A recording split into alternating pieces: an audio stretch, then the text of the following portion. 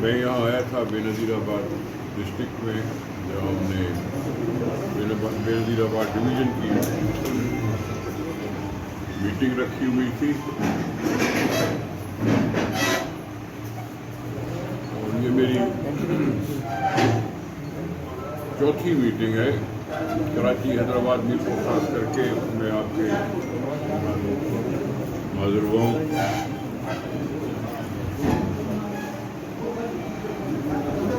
ہم سب کو پتہ ہے کہ 26 تاریخ کو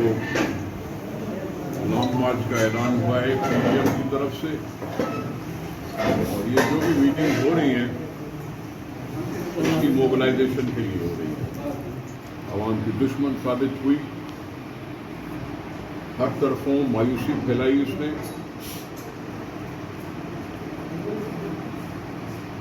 اور جو اس کے وعدے تھے وہ سارے جھوٹے ثابت ہوئے۔ بے روزگاری سے بڑھ گئی، مہنگائی نے اپنی کمر توڑ دی، غریب آدمی زندگی گزارنے کے لیے مشکل ترین دور سے گزرا ہے۔